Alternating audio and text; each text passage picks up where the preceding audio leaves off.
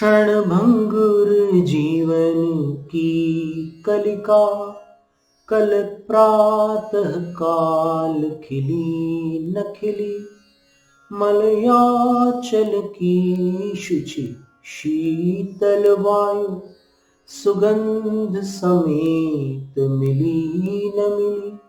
कलिकाल कुठार लिए फिरता, कलिकाल कुठार लिए फिरता, तन नम्र से चोट झिली न झिली। भजले अरिहंत अरी रसना, फिर अंत समय में हिली न हिली।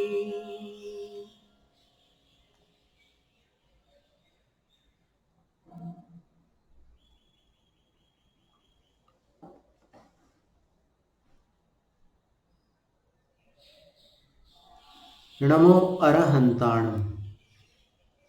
7 अक्षरों का अपन ने 7 स्थानों पर एक संक्षिप्त ध्यान किया था। यद्यपि शास्त्र में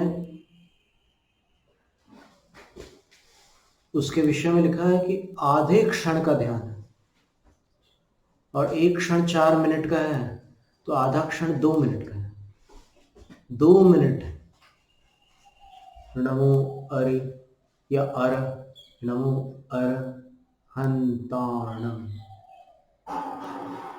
ध्यानस्थ होकर के ये जो उत्तम ध्यान है उसके विषय में मूलाचार ग्रंथ में कथा है फलटन वाली कृति में कि जो साधु जीवन भर तपस्या करते हैं, ज्ञान के विशाल सागर को हृदयंगम कर लेते हैं, चिंतन मनन मंथन शक्ति से भी संपन्न हो जाते हैं और जिनका शारीरिक बल भी अधिक होता है। आचार्य शांति सागर महाराज श्री ने दीक्षा से पहले शिखर जी की वंदना के समय एक दादी अम्मा को अपनी पीठ पर बैठाल कर वंदना कराई थी। इससे अनुमान लगाइए कि शारीरिक बल कितना होगा उनके पास। तो ऐसे बलवान साधु भी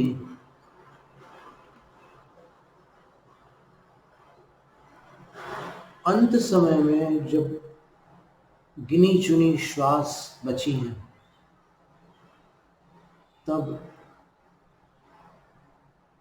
संपूर्ण शास्त्रों का चिंतन नहीं कर पाते। तो उस समय एक पद या दूसरा पद, कोई भी पद, नमोकार का कोई ना कोई पद उनके लिए कार्यकारी हो जाता है। और उस गाथा में लिखा है कि 7 अक्षरों का उत्तम ध्यान लगाने वाले साधु, अपनी बुद्धि को अन्यत्र न जाने देने वाले साधु उत्तम स्थान को प्राप्त कर लेते हैं। बस इसमें एक विशेषता बताई है कि वो ध्यान भावेण, भावेण का अर्थ होता है सम्यक्त्व पूर्वकम, श्रद्धया, श्रद्धा भाव के साथ सम्यक्त्व पूर्वक केवल इन 7 अक्षरों का ध्यान लगाने वाले साधु उत्तम स्थान को प्राप्त करते हैं। नमो अरहंताणम।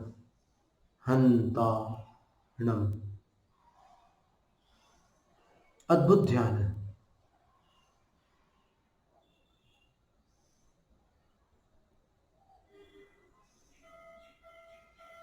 तो इस ध्यान से या इस जप से जिस मंत्र को जपा जाता है उसको जाप्य कहते हैं, और जपने को जप अथवा जाप भी कहते हैं। जपनम जपः जापो वा। तो जाप्य का जप किया जाता है।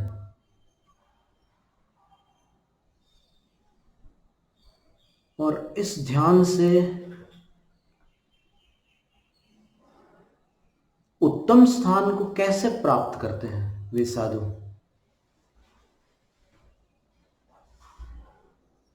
क्योंकि जप से और पदस्थ ध्यान से तो शुभोपयोग होता है, और शुभोपयोग से पुण्य संचय होता है। सम्यक दृष्टि जीव है, निष्काम भक्ति पूर्वक अगर आराधना कर रहे हैं नमोकार के प्रथम पद की, तो उनको सातिशय पुण्य का बंध होगा, पुण्यानुबंधी पुण्य का बंध होगा। संबर निर्जरा की क्या व्यवस्था है? तो इस विषय में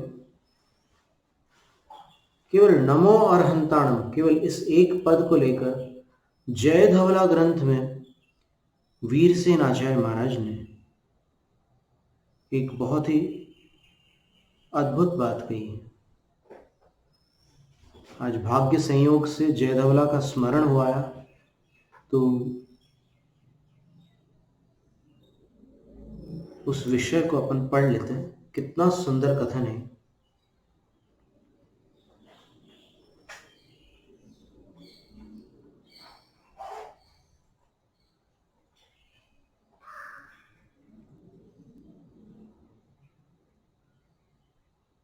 धवला और जय धवला दोनों के मंगलाचरण में वीरसेन आचार्य महाराज ने जो क्रम रखा है, उसमें सबसे पहले तो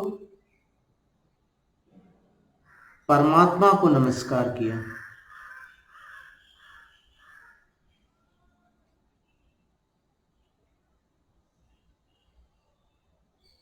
और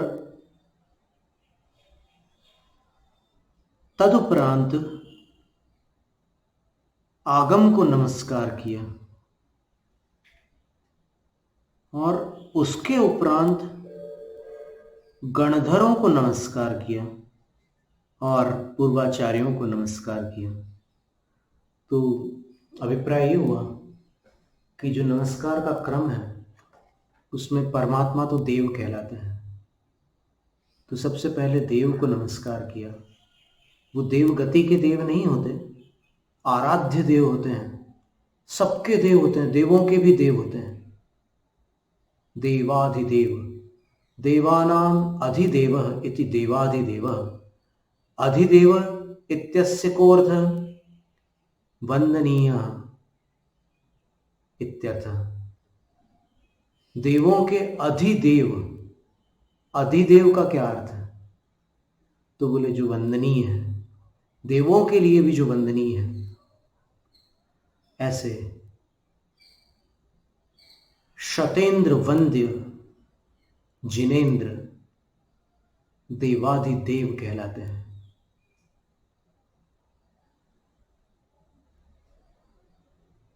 तो उनको सर्वप्रथम नमस्कार किया। तदुपरांत अंगंग बज्झनिमिह,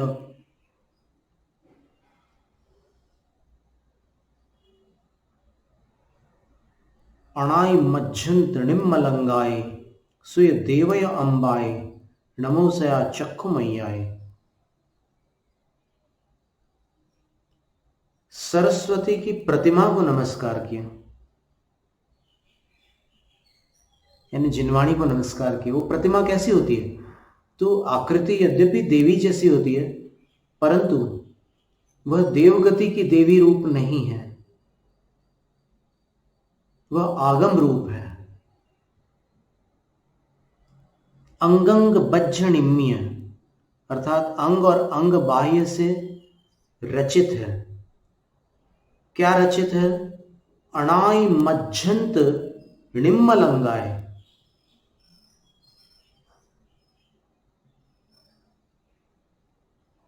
ये दिव्य ध्वनि कब से है? ये जिनागम कब से है? इस लोक में इसका अस्तित्व, जिनागम का अस्तित्व कब से है? तो आचार्य कहते हैं अनाई, अनादि।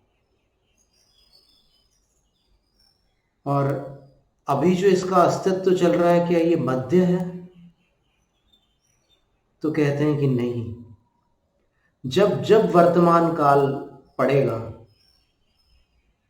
वो मध्य ही रहेगा। और अंत है क्या? तो कहते हैं कि नहीं, भविष्य में भी कभी उसका अंत नहीं होगा।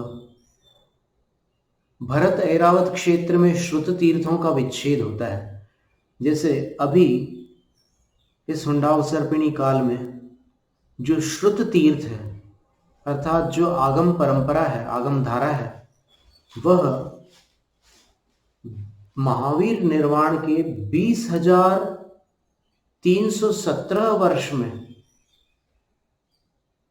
विच्छिन्न हो जाएगी, समाप्त हो जाएगी। धर्म तीर्थ पूरे 21,000 वर्ष चलेगा, लेकिन ये श्रुत तीर्थ 20,317 वर्ष चलेगा। तिलोई पंडिती में गाथा आती है। लेकिन विदेह क्षेत्र में उसका अस्तित्व जीवंत रहेगा और जयवंत रहेगा।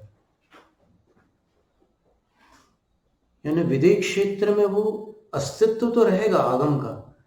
तो अपन ये नहीं कह सकते कि इस मनुष्य लोक से आगम चला गया, तो उसका कभी अंत नहीं हो सकता। इसलिए अनादि,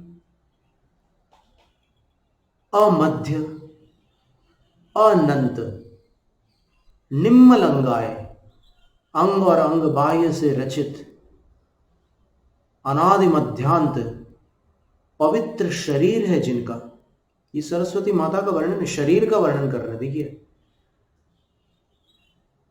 और ये किनका शरीर है? चक्षु मैयाए सुय देवे आए। द्रव्यार्थिक और पर्यायार्थिक नेत्र से संपन्न श्रुत देवता अर्थात सरस्वती देवी रूपी अंबाए मां। आचार्य वीर सिंह स्वामी मां कह रहे हैं। सयानमु, सदैव नमस्कार करता हूं सरस्वती माता को, मैं सदैव नमस्कार करता हूं। कितना सुंदर पद है ये। यानी प्रतिमा रूप में सरस्वती देवी भी आचार्यों के द्वारा वंदनीय है, नमस्करणीय है।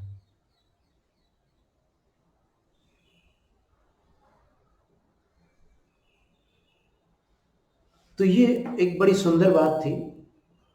धवला जय धवला ग्रंथ सामने है, तो धवल ग्रंथ से अपन ने नमो अरहंताणम का अर्थ पढ़ा, और जय धवला से अपन नमो अरहंताणम की महिमा पढ़ लेते हैं। क्या कर रहे हैं महिमा में?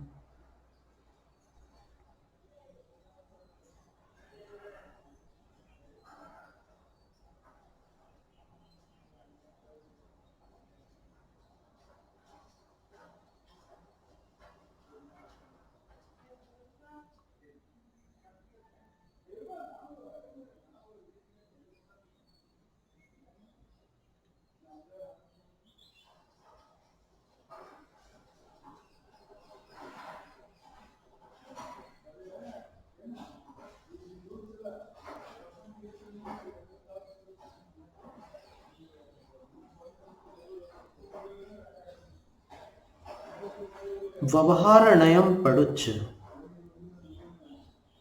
पुण गोदम सामीना चदु विसन्नम अनियोग दाराणामादिये मंगलम कदम।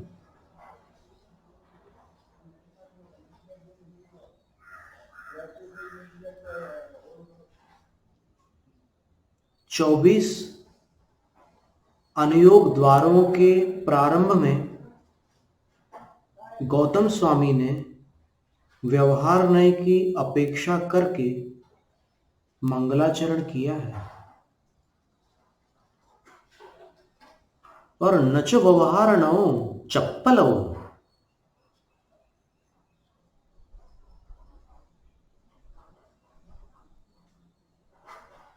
व्यवहार में जो होता है वो असत्य नहीं होता, तत्तो व्यवहारानुसारी शिष्याण पौत्ति दंसनादो।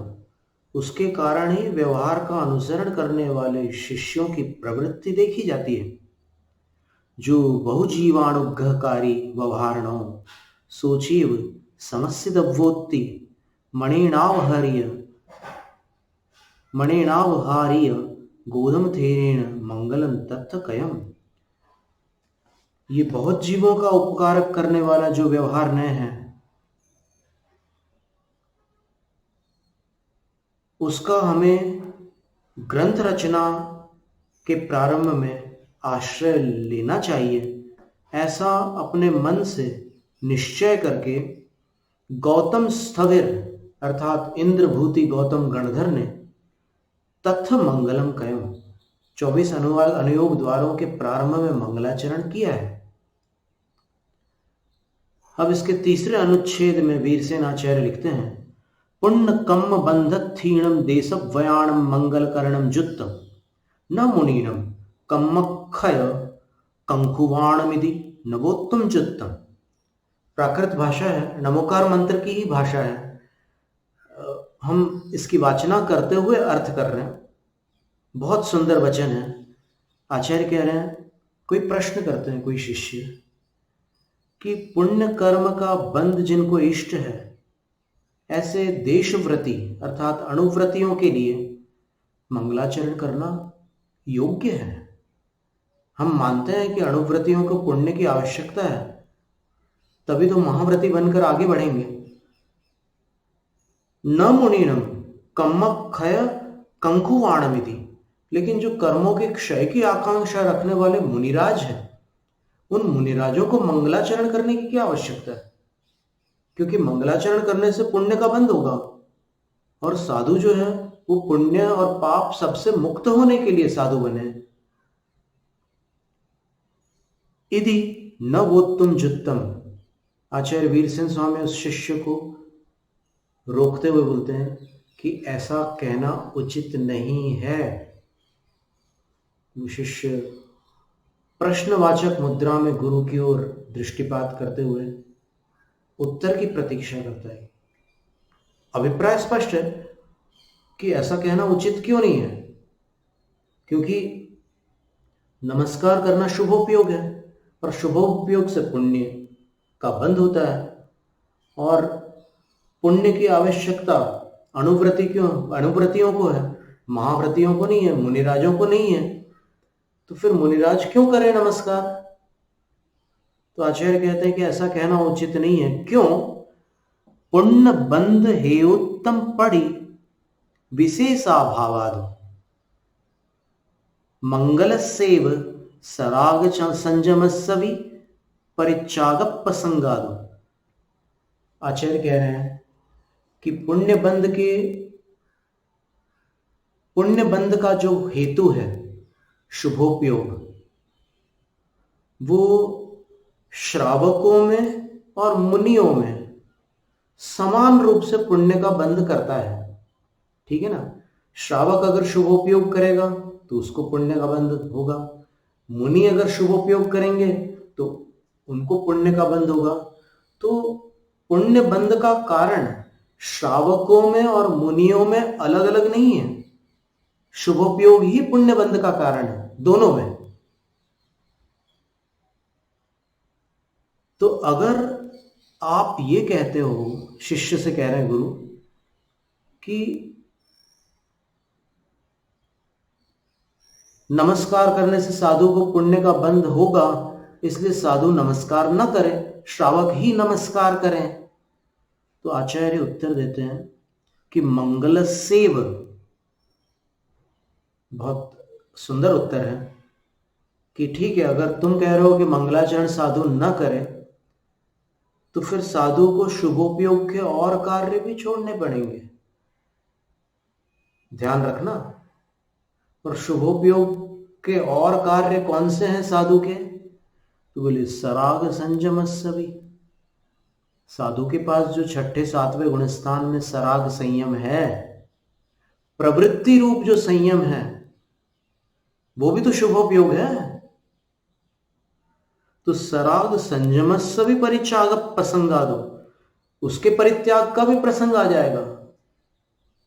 अगर शुभोपयोग के त्याग का आग्रह करोगे साधु के लिए, तो अभिप्राय स्पष्ट है कि शुभोपयोग श्रावकों में भी हो सकता है, साधुओं में भी हो सकता है, और दोनों ही पुण्य का संचय कराते हैं।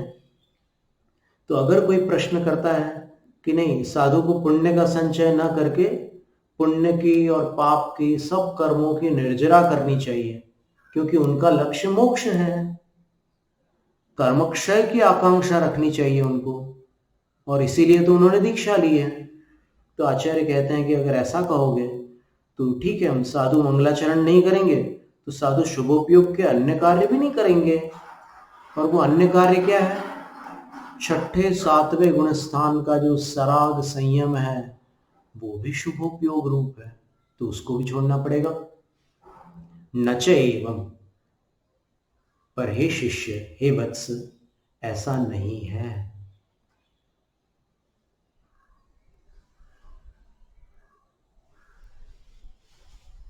क्यों नहीं है? शुभोपयोग का त्याग क्यों नहीं बताया साधु को? तो बोले कि शुभोपयोग का त्याग बताने से तेन संयम परित्याग प्रसंग भावेन निव्वय गमना भाव प्रसंगादो। सराग संयम छोड़ देंगे तो फिर वीतराग संयम कैसे प्राप्त होगा? संयम से वीतराग संयम सराग संयम की भूमिका में जाकर राग पर विजय प्राप्त करने से प्राप्त होता है वीतराग संयम। असंयम से वीतराग संयम प्राप्त नहीं होता, देश संयम से वीतराग संयम प्राप्त नहीं होता। तो आचार्य कहते हैं सराग संयम के परित्याग का प्रसंग उत्पन्न होने से निर्वाण गमन का भी अभाव प्रसंग को प्राप्त हो जाएगा, मोक्ष नहीं प्राप्त कर सकते, क्योंकि सराग संयम के बिना वीतराग संयम में नहीं जा सकते, और वीतराग संयम के बिना मोक्ष नहीं प्राप्त हो सकता। और हे शिष्य, एक बात और सुन लो, ये शुभोपयोग अथवा ये सराग संयम मात्र पुण्य बंध का कारण नहीं है। क्यों? तो आचार्य लिख रहे हैं सराग संयमो गुण सेढ़ी निज्जराय कारणम तेन बंधादो मोक्षो असंखेज्य गुणोत्ति सराग संयमे मुनीणम वट्टणम जुत्तमिति न पच्चवट्ठाणम कायव्वम। बहुत सुंदर वाक्य है। आचार्य कहते हैं कि सराग संयम गुण श्रेणी निर्जरा का कारण है, इसलिए बंध की अपेक्षा से उस सराग संयम द्वारा मोक्ष असंख्यात गुणित है। देखो, गुण श्रेणी में भी कितनी गुण श्रेणी है? संख्यात गुण श्रेणी नहीं है, असंख्यात गुण श्रेणी है। उसको सूचित करते हुए आगामी पंक्ति में लिख रहे हैं कि बंध की तुलना में देखो, मुनिराजों को छठे सातवें गुणस्थान में सातिशय पुण्य बंध होता है। जब वो भक्ति करते हैं, वैयावृत्ति, तीर्थंकर नाम कर्म तक का बंध होता है उनको। तो इतने विशाल पुण्य का बंध करते हुए भी आचार्य लिख रहे हैं कि तेन बंधा दो, उस बंध से मोक्षो असंख्य गुण, मोक्ष असंख्यात गुणित होता है। अर्थात जितना बंध हो रहा है, मान लो 5 परमाणु पुण्य का बंध हुआ, तो 5 में आप असंख्यात का गुणा कर देना, उतने पाप के परमाणु नष्ट हो गए उस अकेले सराग संयम से। तो वह अकेला शुभोपयोग केवल बंध का कारण नहीं होकर वो इतनी निर्जरा का कारण भी होता है। अब यहां पर कोई प्रश्न कर सकता है कि नहीं, ये बात नहीं बनेगी। क्यों नहीं बनेगी? क्योंकि निर्जरा तो रत्नत्रय से होती है और मुनिराज जो है उनके पास सम्यक दर्शन, सम्यक ज्ञान, सम्यक चारित्र भी है। तो सराग संयम के काल में जो बंद हो रहा है वो सराग संयम से हो रहा है, और जो निर्जरा हो रही है वो सम्यक दर्शन, सम्यक ज्ञान, सम्यक चारित्र से हो रही है। ऐसी व्यवस्था बना लो, तब बात हमें स्वीकार हो जाएगी। आप सराग संयम से मोक्ष कैसे कैसे कह सकते हैं? सराग संयम से असंख्यात गुणी निर्जरा कैसे कह सकते हैं? ये प्रश्न उठ सकता है? नहीं उठ सकता? उठ सकता। अब हमने उठा दिया तो आपके अंदर भी उठ ही गया, समझ लो। तो अब यहां तो आचार्य कह रहे हैं कि इससे इतना मोक्ष होता है, असंख्यात गुणित मोक्ष होता है, जितना बंद हो रहा है उससे असंख्यात गुना मोक्ष होता है। इसलिए सराग संयम में मुनिनम वट्टणम जुत्तम, सराग संयम में मुनियों का वर्तना अर्थात प्रवृत्त होना युक्त है। यदि न पच्चवट्ठाणम कायवम, इसलिए शुभोपयोग का प्रत्यवस्थान नहीं करना चाहिए, यानी शुभोपयोग का त्याग नहीं करना चाहिए। ये बात आचार्य महाराज ने कह दी। अब प्रश्न रह गया बीच में, जो हमने एक उठा दिया कि रत्नत्रय से निर्जरा हो रही है और सराग संयम से बंद हो रहा है, ऐसा मानने में क्या आपत्ति है?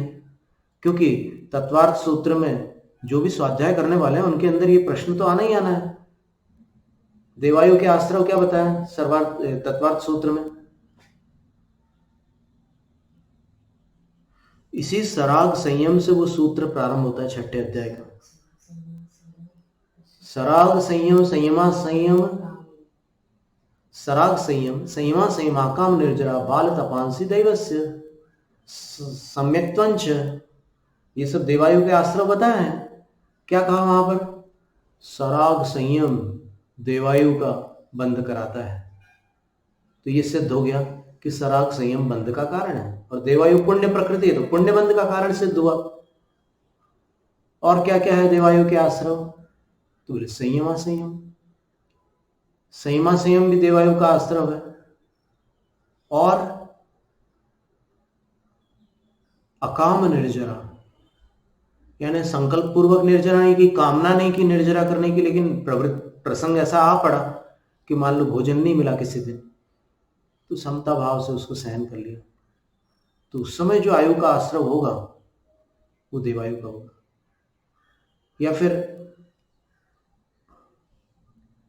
परिवार से अलग जाना पड़ा, तो जितने काल तक अलग रहे उतने काल तक बिना संकल्प के ब्रह्मचर्य पालन कर लिया, तो भी देवायु का आश्रय हो जाएगा। इसको अकाम निर्जरा कहते हैं। कामना किए बिना पाप की निर्जरा हो रही है और पुण्य का संचय हो रहा है। और बाल तपांसी, बाल तपांसी का अर्थ होता है सम्यक रहित तपस्या। बिना सम्यक के भी अगर कोई तप करता है तो तप करने से देवायु का आश्रय होता है। और सम्यक्त हो किसी जीव के पास तब भी देवायु का आश्रय होता है। कोई मनुष्य गति में कोई सम्यक दृष्टि है, तिर्यंच गति में कोई सम्यक दृष्टि है, तो आयुबंध का काल आने पर उसको कौन सी आयु बंधेगी? मात्र देवायु। और वो भी वैमानिक देवों की आयु का बंध होगा उसको। भवनवासी वानव व्यंतर और ज्योतिष देवों में वो नहीं जा सकता, सम्यक दृष्टि जीव। और यहां पर एक पंक्ति और रह गई है, वो बहुत ही महत्व की है, उसमें आपको थोड़ा समाधान मिल सकता है उससे, या फिर हम आपको मदद करेंगे थोड़ा समाधान निकालने की। क्या? अर्हंत नमोक्कारो संपह्य बंधादो असंखेज गुण कम्मक्षय कारवोत्ति तत्थवि मुनीनम पवुत्ति प्रसंगादो उत्तम च। अरहंत को किया हुआ नमस्कार, नमो अरहंताणम। देखो कोई मुनिराज हैं, उन्होंने नमो अरहंताणम किया, वचनों के उच्चारण पूर्वक हाथ जोड़कर किया 6ठे गुण स्थान में, और सप्तम गुण स्थान में वो सप्त स्थानों पर ध्यान लगा करके नमो अरहंताणम का ध्यान किया। प्रमत्त अप्रमत्त दोनों प्रकार की अवस्थाओं में ध्यान किया, नमोकार की आराधना की। तो वो जो अरहंत को किया हुआ नमस्कार है वह संपह्य बंधादो, सांप्रतिक अर्थात तत्कालीन बंध की अपेक्षा से बंद हो रहा है कि नहीं नमो अरहंताणम से? निश्चित हो रहा है। किसका बंद हो रहा है? पुण्य प्रकृतियों का।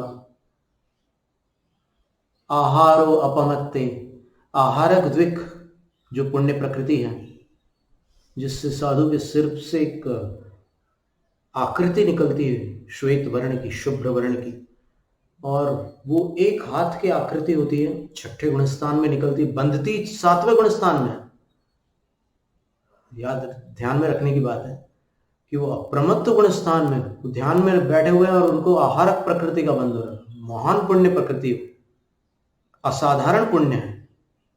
और जब उसका उदय आता है तो छठे गुणस्थान में उनके सिर से एक आकृति निकलती, बिल्कुल मुनिराज जैसी आकृति निकलती है।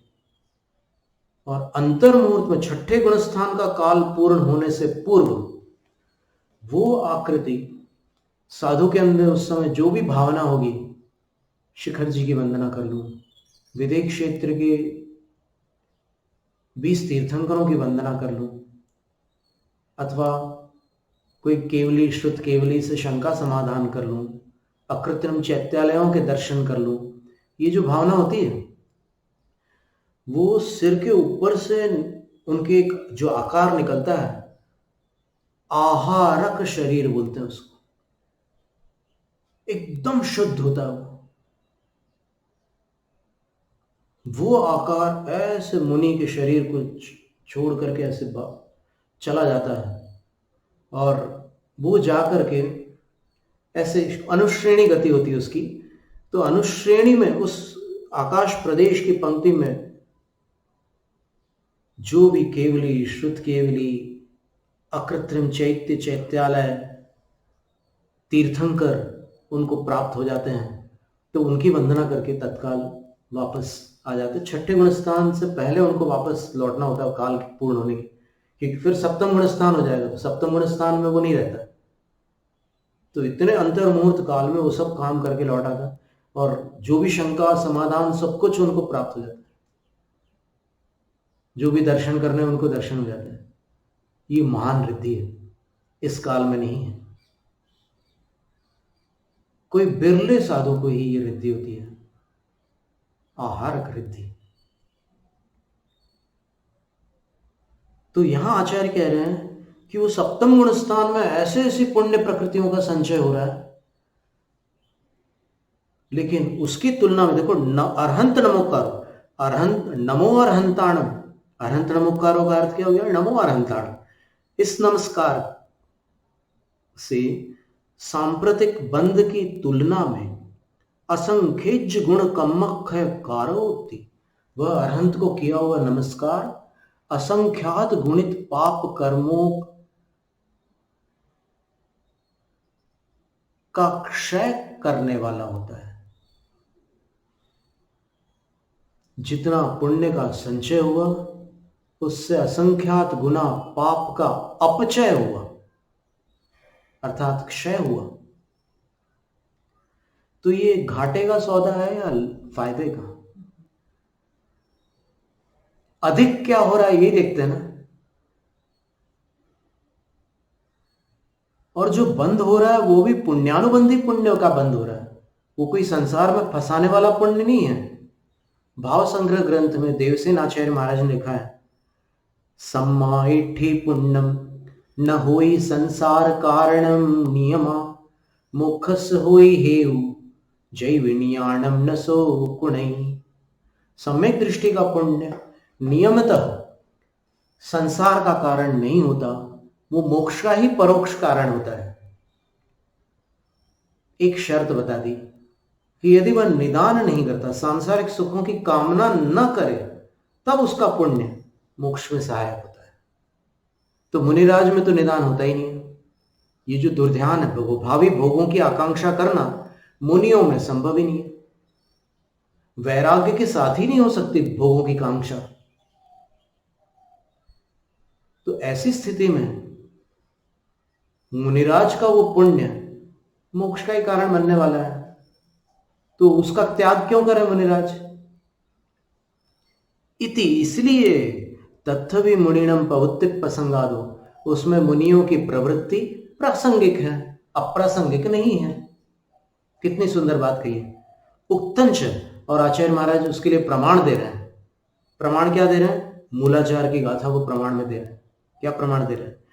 अरहंतृणमुक्कारम भावेण जो करे दिपयड़ मदी, सो सव दुख मोखम पावई अचिरेण कालेण।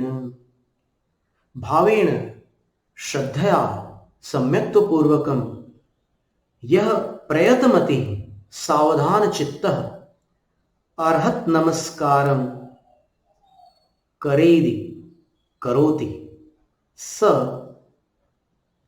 अचिरेण कालेन सर्व दुख मोक्षम पावई प्राप्नोति।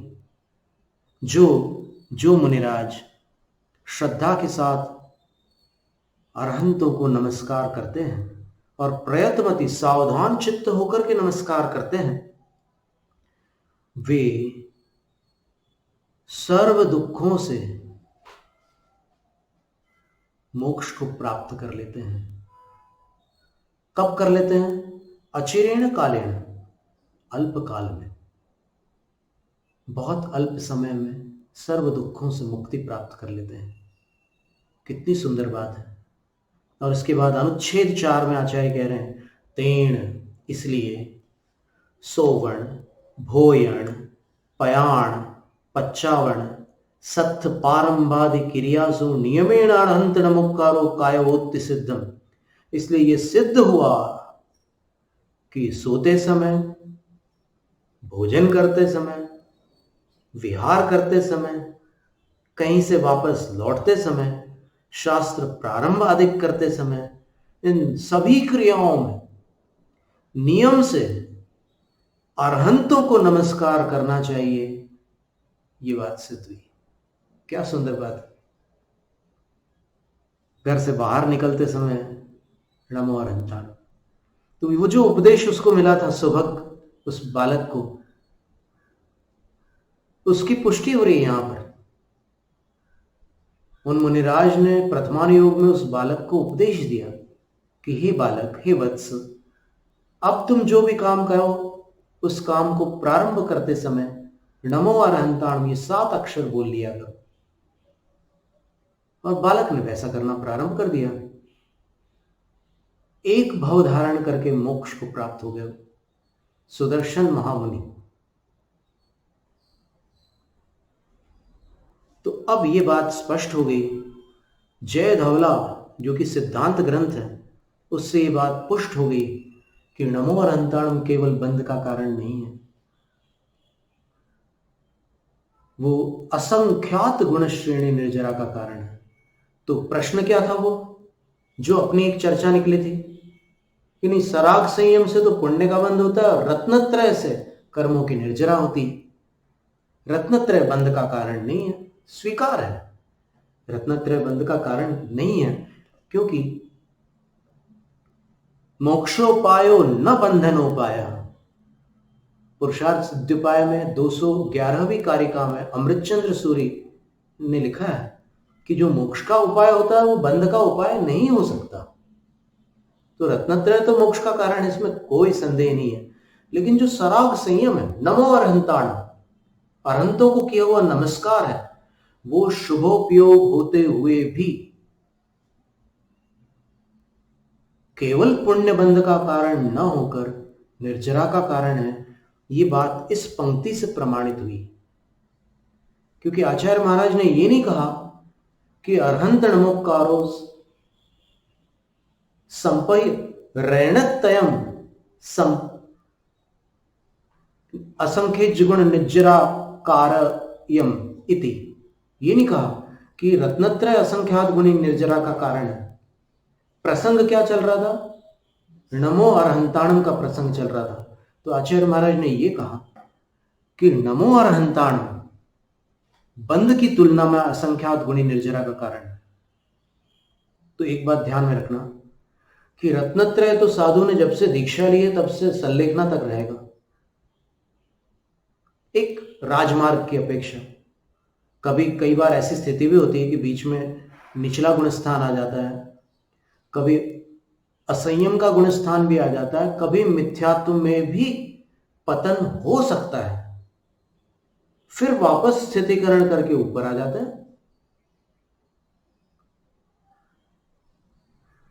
कुछ विद्वानों का ऐसा अभिमत है कि पहले सम्यक दर्शन होता है, फिर तत्वों का अभ्यास होता है, फिर वैराग्य होता है, फिर दीक्षा होती है और तब मुनिपना प्रकट होता है।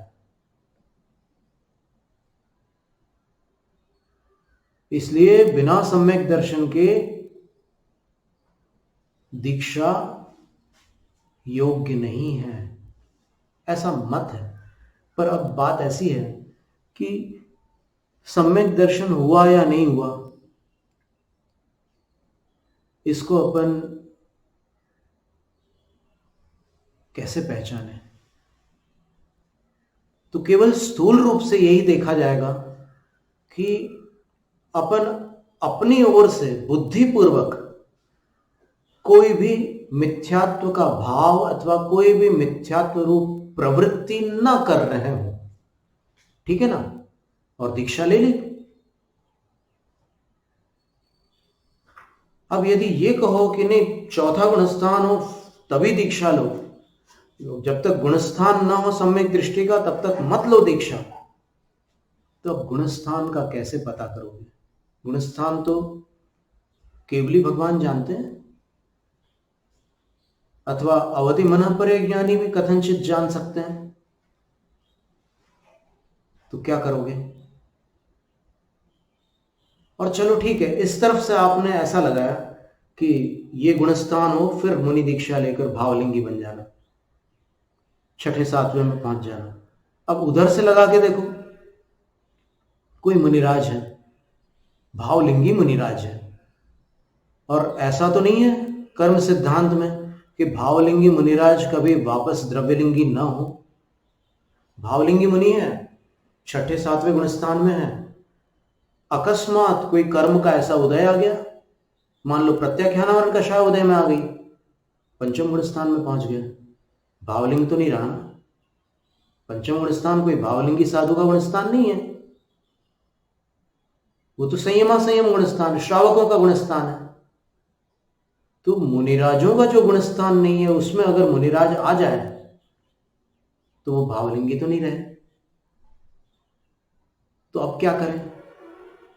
अथवा अप्रत्याख्यानावरण कषाय उदय में आ गई तो वहां मुनिराजों का जो छठा सातवां गुणस्थान चल रहा था वहां से चौथे गुणस्थान में आ गए, नीचे गिर गए। श्रावकों का भी गुणस्थान नहीं रहा, उससे भी नीचे आ गए, पर अभी सम्यक दृष्टि है, वो द्रव्यलिंगी है। और मान लो सम्यक मिथ्यात्व प्रकृति उदय में आ गई तो सीधा छठे सातवें गुणस्थान से तीसरा गुणस्थान हो गया। मान लो अनंतानुबंधी कषाय उदय में आ गई, औपशमिक सम्यक तो था उनके पास, छठा सातवां गुणस्थान था, अनंतानुबंधी का उदय आ गया, दूसरे गुणस्थान में आ गया। और मान लो मिथ्यात्व का उदय आ गया, पहले गुणस्थान में आ गया। तो अब क्या परामर्श है? जो ये कहते हैं कि इस गुणस्थान के क्रम से ही दीक्षा लेकर आत्मकल्याण संभव है, उनसे प्रश्न है कि यदि कोई साधु अपने भावलिंग से नीचे आ जाए, द्रव्यलिंगी हो जाए, तब उनके लिए क्या मार्ग है? और मान लो कोई अवधि ज्ञानी मुनि बता दे उनका गुणस्थान, आप जैसे कोई वहां पहुंच जाए, पूछ ले कि महाराज जी उनका क्या गुणस्थान चल रहा है, वो बता दे कि चौथा चल रहा है, तो क्या करोगे आप? कपड़े पहनाओगे क्या? चौथा गुणस्थान तो चारों गतियों में होता है, क्या करोगे? उनको मुनि रहने दोगे कि नहीं रहने दोगे? या ऐसी शर्त लगाओगे कि मैंने आप छठे सातवें में रहो तभी आप इस मुद्रा में रहना, वरना आपको छोड़ना पड़ेगा? ऐसा कहां लिखा है शास्त्रों में? ऐसा नहीं होता। वो अंतर मुहूर्त में ऊपर के गुणस्थानों में जा सकते हैं। धवला ग्रंथ में ही कितने ऐसे उदाहरण दिए हैं कि एक मुनि महाराज है, वो एक भाव में अधिक से अधिक 11वें गुणस्थान में कितना अंतराल डाल सकते हैं। अंतर प्ररूपणा में उसका वर्णन आता है, धवल ग्रंथ में। जो 8 अनुयोग द्वार है ना, उसमें से जो अंतरानुगम है उसमें वर्णन आता है कि एक मुनिराज 8 वर्ष की आयु हुई, गर्भ से 8 वर्ष हुए, तो किसी कारण से उनको वैराग्य हुआ, दीक्षा ले ली। पर दीक्षा लेकर वो 6-7वें गुणस्थान में चले गए और इतनी निर्मलता उनको प्राप्त हो गई कि वो उपशमक श्रेणी पर आरूढ़ होकर 11वें गुणस्थान में चले गए और वहां से नीचे आ गए। अब नीचे आकर के फिर असंयम का अंतराल, संयमा संयम का अंतराल आदि सब कुछ डालकर, जैसे मान लो वो 4थे गुणस्थान में आ गए, फिर वहां से मिथ्यात्व, एक ही भाव में मिथ्यात्व के अंतराल के साथ 11वें गुणस्थान को 2 बार प्राप्त करने वाले जीव कितना काल व्यतीत कर सकते हैं। तो 11वें गुणस्थान में आए, 11वें से फिर नीचे आए, 7वें, 6ठे, और 6ठे से फिर और नीचे आ गए, द्रव्यलिंगी हो गए और मिथ्यात्व में आ गए। वर्षों व्यतीत कर दिए मिथ्यात्व में।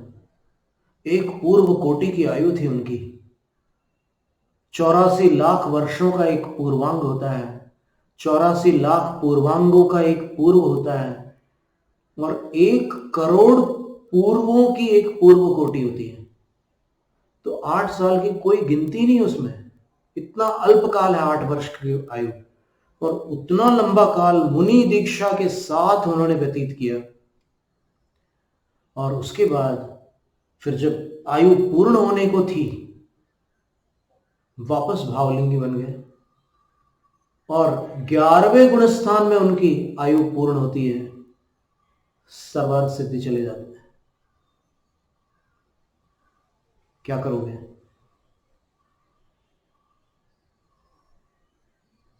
मुनियों के विषय में इतना सैद्धांतिक सूक्ष्म अध्ययन किए बिना अपन अधिक बुद्धि को न दौड़ाएं, इसी में अपना कल्याण है। जो साधारण साधु दिखते हैं और जिनकी चर्या में कई दोष भी लगते हैं,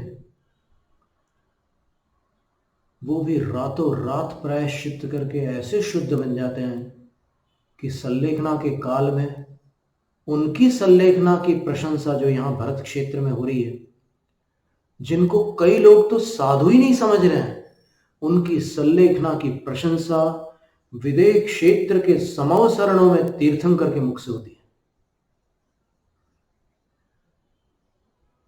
कि इस समय भरत क्षेत्र में एक ऐसे साधारण साधु है, छोटे साधु हैं लेकिन भावलिंगी साधु हैं, उनकी उत्तम सल्लेखना हुई है।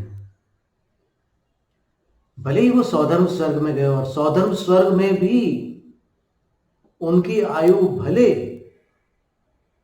एक पल्ले की हो, जघन्य आयु हो, पर अपरा पल्योपम अधिकम, लेकिन फिर भी वो भावलिंगी हो सकते हैं।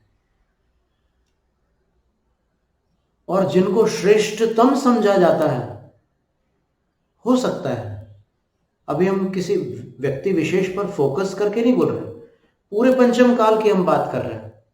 तो पूरे पंचम काल में केवल वर्तमान काल को नहीं ग्रहण करना। कोई भी ऐसे साधु हैं जिनको सबसे अच्छा माना जा रहा है, वो केवली के ज्ञान में हो सकता है वो भावलिंगी ना हो, द्रव्यलिंगी हो। इसलिए समण सुत्तम की 42वीं गाथा में बड़ी सुंदर बात लिखी है। देखो यहां पर जिन धर्म सार नाम का एक ग्रंथ रखा, नीचे है ये इसी तरफ है। अरे वो, हाँ वो आपने जहां अंगूठा लगाया वो, बस वो स्पाइरल बाइंडिंग, वो नहीं, स्पाइरल बाइंडिंग ये वाले।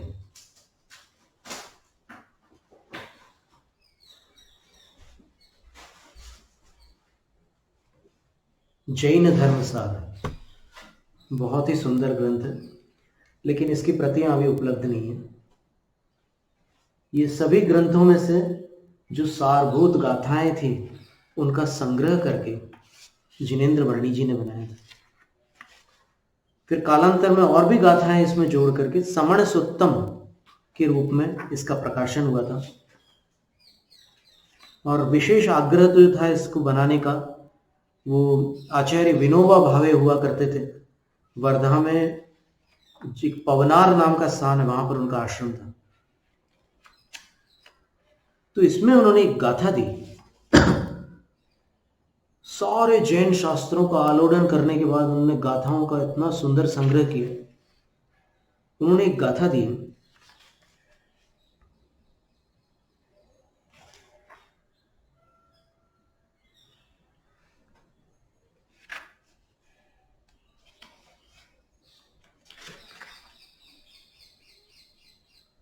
निश्चयो दुन्नीयम को कम्मी वट्टई गुण ठाणे व्यवहारियो यकीरे जो उठिदो पुव्व चरे तम्मी। समण सुत्तम की 42वीं गाथा है। इसमें यह लिखा है कि निश्चयतः यह जान पाना दुष्कर है कि कौन से मुनिराज किस गुणस्थान में वर्त रहे हैं, अर्थात कौन से गुणस्थान में वो इस समय विद्यमान है, ये वास्तव में जान पाना दुष्कर है। इसलिए जो उठिदो पुव चरित्रम में, जो अपनी दीक्षा में स्थिर है, उनके लिए आप दान पूजा आदि सारी व्यावहारिक विनय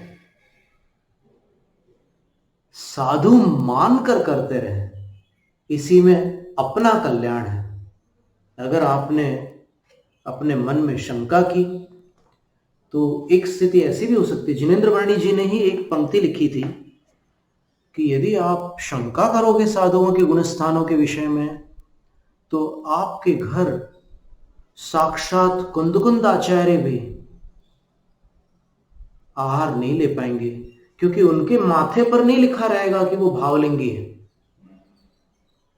और आप शंका करते रहोगे कि भावलिंगी है कि द्रव्यलिंगी है, भावलिंगी है कि द्रव्यलिंगी है, पड़गहन करने की क्रिया ही भूल जाओगे। खड़े थे पड़गहन के लिए, लेकिन पड़गहन नहीं करोगे आप। तो इसलिए साधुओं को नमोकार मंत्र में नमो अरहंताणम सर्वथा उचित है। जब साधुओं के लिए उचित है, सोते समय, उठते समय, बैठते समय, खाते समय, पीते समय, सारी क्रियाओं के समय अरहंत को नमस्कार करना योग्य है, क्योंकि अरहंत को किया हुआ नमस्कार पुण्य बंद की तुलना में पाप की निर्जरा का कारण होता है। पापों की कितनी निर्जरा करता है उसको कंपैरेटिव उन्होंने दिया, तुलनात्मक, कि जितना पुण्य संचित हुआ है उससे असंख्यात गुणित पाप झड़ जाएगा। नमो अरहंताण, कितनी अद्भुत बात है। उस बालक को कितने कर्मों का बंध होगा, कितने जन्मों से वो मिथ्या दृष्टि रहा होगा, लेकिन इस जीवन में उसने अंतिम समय तक सम्यक दर्शन तो प्राप्त नहीं किया था, और किया भी हो तो छूट गया था। आयु बंध के समय उसको सम्यक दर्शन नहीं था, तभी तो वो मनुष्य से मनुष्य बना ना। सेठानी का पुत्र कैसे बन गया वो बालक? अगर सम्यक दृष्टि होता तो सम्यक तंच देवायु में चला जाता, लेकिन नहीं। पर जब सुदर्शन की पर्याय में वो उत्पन्न हुआ और जब उसने सम्यक दर्शन आदि प्राप्त किए, तब बड़े बड़े उपसर्गों को जीतकर, ऐसे उपसर्ग जिसका वर्णन एक ग्रंथ है हमारे पास, आचार्य नय नंदी विरचित सुदंसन चरियु, भारतीय ज्ञानपीठ से प्रकाशित है, उसका अनुवाद भी है। उस ग्रंथ में जो सुदर्शन मुनिराज पर उपसर्ग हुआ है, उस उपसर्ग को सुनकर या पढ़कर एक बार कोई धीर वीर मनुष्य भी स्वाध्याय कर ले तो उसके अंदर ऐसे कपकपी आ जाएगी। इतना भयंकर उपसर्ग उन्होंने सहन किया।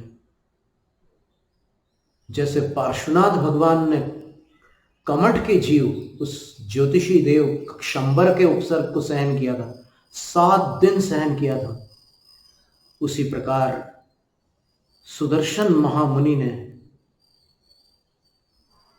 अभयमती रानी के जीव का उपसर्ग, जो व्यंतरी बन चुकी थी, उसका उपसर्ग 7 दिनों तक सहन किया।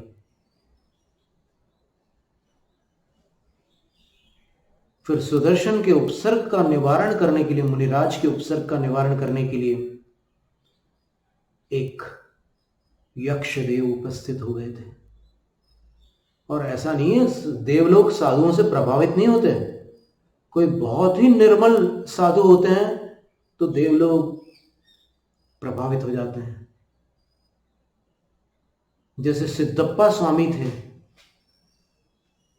उनके ऊपर उपसर्ग किया, कुछ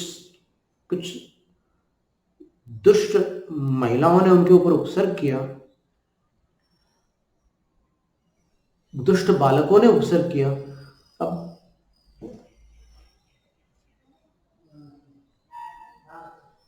देव लोग आ गए थे और जब उन लोगों ने उनसे क्षमा मांगी तब उनको छोड़ा था। ऐसी घटनाएं होती हैं। देवलोग सब साधुओं से प्रभावित नहीं होते, कोई बिरले साधु होते हैं जिनसे वो प्रभावित होते हैं।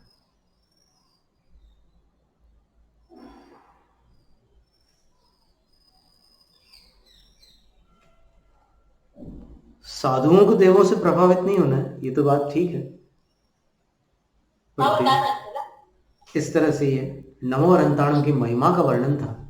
जैनम जयतु शासन उदक चंदन तंडुल पुष्प कैश चरु सुदीप सुधूप फलार्य कैः धवल मंगल गान रवाकुले जिन गृहे जिन नाथ महं यजे जिन गृहे जिन सूत्र महं यजे जिन गृहे मुनिराज महं यजे। ओम ह्रां ह्रीं ह्रूं ह्रौं रहस्यावसा देवशास्त्र गुरुभ्यो अनर्घ्य पद प्राप्तये अर्घ्यं निर्वपामीति स्वाहा।